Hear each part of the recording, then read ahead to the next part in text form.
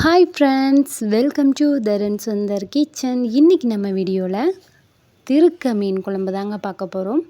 இது திருக்க மீன்லேயே நிறைய வகை இருக்குது. இது பால் திருக்கன்னு சொல்லுவாங்க.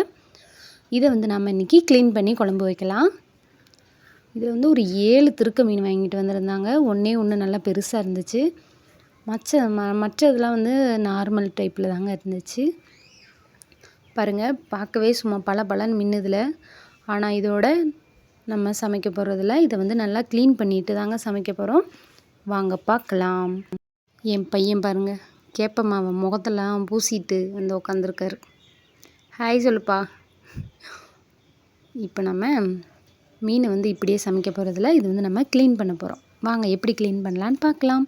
2 டைப்பில் க்ளீன் பண்ணலாம். இதை முதல் இந்த தேங்காய் நார் வச்சு நீங்கள் க்ளீன் பண்ணலாம். ஆனால் ரொம்ப லேட் ஆகுங்க.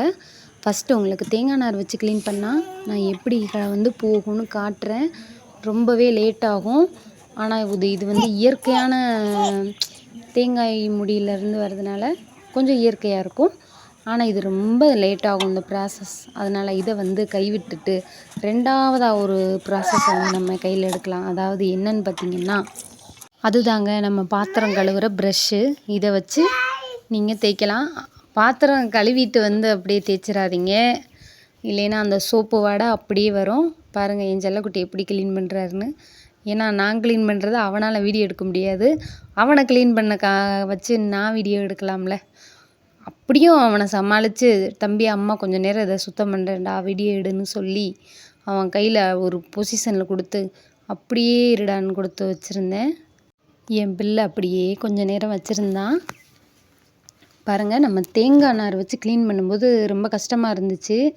ஆனால் அந்த பாத்திரங்கள் வர ப்ரஷ் இருக்குது பார்த்திங்களா, கம்பி நார், அதை வச்சு தேய்க்கல. அது அழுக்கு எல்லாமே வேகமாக போயிடும்.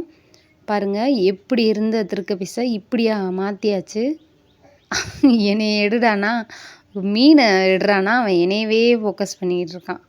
சரின்ட்டு மீனெல்லாம் க்ளீன் பண்ணிவிட்டு அப்படியே கட் பண்ணி எடுத்தாச்சு. கட் பண்ணையில் மறுபடியும் அவனை கொஞ்சம் நேரம் தம்பி கேமரா அப்படிடான்னு சொல்லி கொஞ்சம் நேரம் வச்சுருந்தேன். இப்போ இப்படி தாங்க க்ளீன் பண்ணணும் திருக்க மீன். மேலே அழுக்காக வரும் பாருங்கள். இதே மாதிரி மீன் ஃபுல்லாக தேய்க்கணும்.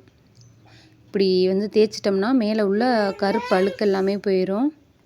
அடியில் தேய்க்க தேவையில்லை. மேலே உள்ள இந்த மாதிரி மேலே உள்ள தோலை மட்டும் தேய்ச்சா போதுங்க.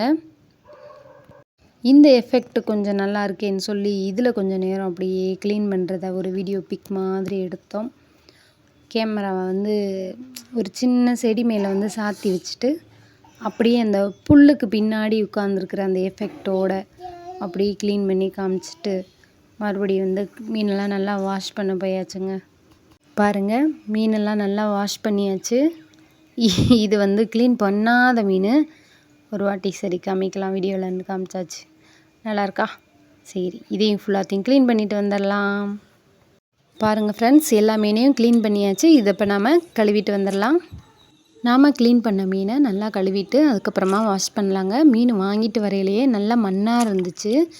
அது கடல்லேருந்து பிடிச்சிட்டு வந்ததுனா அந்த மண்ணோடையே இருந்துச்சு மீனெல்லாம். வாங்கிட்டு வந்த உடனே இந்த குண்டா நிறைய தண்ணி ஊற்றி கழுவிட்டேன். அதுக்கப்புறமா தான் நான் க்ளீன் பண்ணவே ஆரம்பித்தேன். இப்போ மேலே உள்ள அந்த கருப்பெல்லாம் நல்லா கழுவியாச்சு. இப்போ கழுவிட்டு நம்ம கட் பண்ண ஆரம்பிச்சிடலாங்க. எப்படி கட் பண்ணலான்னு உங்களுக்கு நான் வீடியோவில் காட்டுறேன். இப்போ பாருங்கள், மீனெல்லாம் நல்லா சூப்பராக வாஷ் பண்ணியாச்சு. இருந்த கலருக்கும் இப்போ எவ்வளோ டிஃப்ரெண்ட் இருக்குது பாருங்கள்.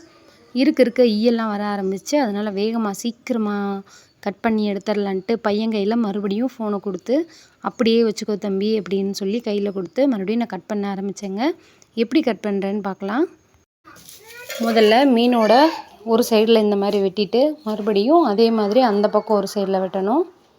வெட்டிட்டோம்னா ஈஸியாக குடல் எடுத்துடலாம். இப்போ இதே மாதிரி அந்த பக்கம் வெட்டணும். வெட்டினோடனே குடல் வெளியில் வந்துடும். அப்படி எடுத்துடலாம். அதுக்கப்புறம் மண்டை வாலுன்னு தனித்தனியாக வெட்டி எடுத்துக்கலாம். இப்போது கடாய் ஹீட் பண்ணிக்கலாம். கடாய் சூடானதும் நல்லெண்ணெய் ஒரு 100 கிராம் சேர்த்துக்கிறேங்க. நல்லெண்ணெய் நல்லா சூடானதும் ஒரு 2 டேபிள் ஸ்பூன் வெந்தயம் சேர்த்துக்கோங்க. வெந்தயம் நல்லா பொரிஞ்சு வந்ததும் ஒரு 3 பச்சை மிளகாய் சேர்த்துக்கிறேங்க. நம்ம மசாலா தூள் காரமாக சேர்ப்போம், அதனால் 3 பச்சை மிளகாய் மட்டும் சேர்த்துக்கிறேங்க. பாருங்கள் 3 பச்சை மிளகாய் சேர்த்து நல்லா பொரிஞ்சு வரட்டும். பச்சை மிளகாய் நல்லா பொரிஞ்சதும் ஒரு 3 பூண்டு பல் சேர்த்துருக்கேன். திருக்கை மீனுக்கு நிறைய பூண்டு சேர்த்துக்கோங்க. திருக்கை மீன் வந்து குழந்தை பெற்றவங்களுக்கு சாப்பிடும்போது பால் நல்லா ஊறுங்க. இப்போ வந்து பூண்டு நல்லா வறுபட்டுருச்சு. இதோட 1/4 கிலோ வந்து சின்ன வெங்காயம் சேர்த்துக்கிறேன். சின்ன வெங்காயத்தை 2ஆக கீறி சேர்த்துக்கோங்க. சின்ன வெங்காயமும் பூண்டும் நிறைய சேர்த்துக்கணும் திருக்கை மீனுக்கு. இப்போ வெங்காயம் நல்லா வதங்கவும் இதோட தக்காளி சேர்த்துக்கலாம். சின்ன வெங்காயம் நல்லா வதங்கினதும் இதோட 2 தக்காளி வந்து சேர்த்துக்கிறேங்க. மீன் குழம்பு எல்லா மீன் குழம்பு மாதிரி திருக்கை மீன் வந்து கிடையாது, இது ஒரு டிஃப்ரெண்ட்டாக இருக்கும். இப்போ பாருங்கள் கருவேப்பிலை சேர்த்துக்கிறேன். ஒரு கொத்து கருவேப்பிலை சேர்த்து வெங்காயத்தோடு நல்லா வதக்கி விட்டுறலாம். கருவேப்பிலை நல்லா வதங்கினதும் இதோட 2 தக்காளி வந்து சேர்த்துக்க போகிறேன். அதுக்குள்ளே வெங்காயம் வந்து நல்லா மொறுமொறுன்னு வதங்கிடும். சின்ன வெங்காயங்கிறதுனால சீக்கிரமே வதங்கிடும். இப்போ நான் 2 தக்காளியும் சேர்த்துக்கிறேன். தக்காளி சேர்த்து அதுக்கு தேவையான அளவு உப்பு சேர்த்து வதக்கி விட்டுறலாம். உப்பு சேர்க்கும்போது தக்காளி சீக்கிரமே வதங்கிடுங்க. இதுக்கு நான் வந்து மீன் குழம்புக்கு 50 கிராம் புளி வந்து ஊற வச்சுருக்கேன். அந்த 50 கிராம் புளியை கரைச்சி அதோட 50 கிராம் மசாலா தூள் சேர்த்து கரைச்சி வச்சுருக்கேன். அதை தான் நம்ம இன்றைக்கி இதோட சேர்த்துக்க போகிறோம்.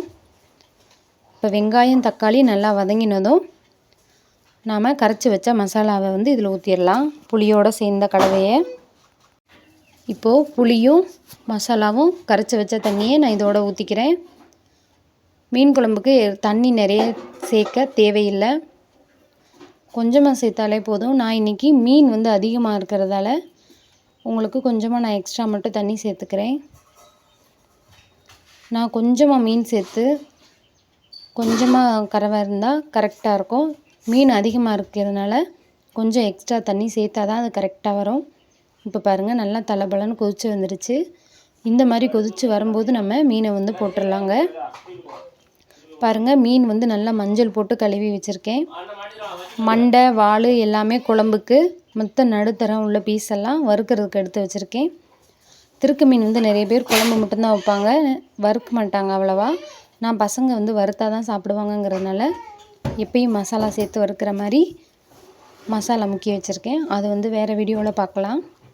இப்போ வந்து நம்ம கழுவி வச்ச மீனெல்லாம் கொதிக்கிற குழம்புல சேர்த்துக்கலாங்க.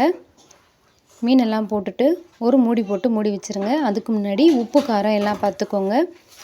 திருக்கை மீனுக்கு முக்கியமாக நம்ம சேர்க்கக்கூடிய ஒரு பொருள் இருக்குது, அது என்னன்னு அடுத்து சொல்கிறேன். இப்போ மீனெல்லாம் போட்டு ஒரு வாட்டி நல்லா கலந்து விட்டுருங்க. இந்த மாதிரி கலந்து விட்டுட்டோன்னா அது வந்து எல்லா இடத்துலையும் கரெக்டாக பரவி வந்துடுங்க. இப்போ இதை மூடி போட்டு மூடி வச்சுருவோம். இது கொதித்ததுக்கப்புறமா ஒரு கொதி மீன் வந்து கொதிக்கட்டும். இதில் நான் ஒரு பொருள் சேர்க்க போகிறேன், அது என்னென்னு சொல்கிறேன். இப்போ நான் உப்பு காரம் பார்த்தேன், கொஞ்சம் உப்பு கம்மியாக இருந்துச்சு, அதனால் உப்பு மட்டும் எக்ஸ்ட்ரா சேர்த்துக்கிறேங்க. உப்பு சேர்த்தாச்சு. இப்போ மூடி போட்டு நல்லா மூடிடலாம். இப்போது ஒரு கொதிக்க போகுது. இதில் வந்து ஒரு முக்கியமான பொருள் சேர்க்க போகிறேன். அது வந்து மிக்ஸி ஜாரில் அடித்து வச்சுருக்கேன். அதில் என்னென்னா ஜீரகம், சோம்பு, அதோட மிளகு, தேங்காய், பூண்டு, ஒரு 2 முழு பூண்டுங்க, அவ்வளோத்தையும் சேர்த்து நம்ம ரசத்துக்கு நுணுக்குவோம்ல அதே மாதிரி கொரகொரப்பாக நுணுக்கி எடுத்து வச்சுருக்கேன். அதை தாங்க நான் கொதிக்கிற குழம்புல சேர்த்துருக்கேன். இப்போ இதெல்லாம் சேர்த்துட்டு நம்ம மறுபடியும் மூடி போட்டு மூடி வச்சிடலாம். மூடி வச்சதும் இது ஒரு 5லேருந்து ஒரு 7-8 நிமிஷத்துக்குள்ளேயே நல்லா வெந்துருங்க. இப்போ பாருங்கள் சூப்பராக வெந்து வந்துடுச்சு. ஆட்டுக்கறி மாதிரி இருக்குங்க. இது சாப்பிட்டு பாருங்கள், உடம்புக்கு ரொம்பவே நல்லது. குழந்தை பெற்றவங்களுக்கு மறக்காமல் கொடுங்க, தாய்ப்பால் அதிகமாக சுரக்கும். இந்த வீடியோ உங்களுக்கு பிடிச்சிருந்தா லைக் பண்ணுங்கள், ஷேர் பண்ணுங்கள், கமெண்ட் பண்ணுங்கள். மறக்காமல் நம்ம தருண் சுந்தர் கிச்சனை சப்ஸ்கிரைப் பண்ணிக்கோங்க. தேங்க்யூ.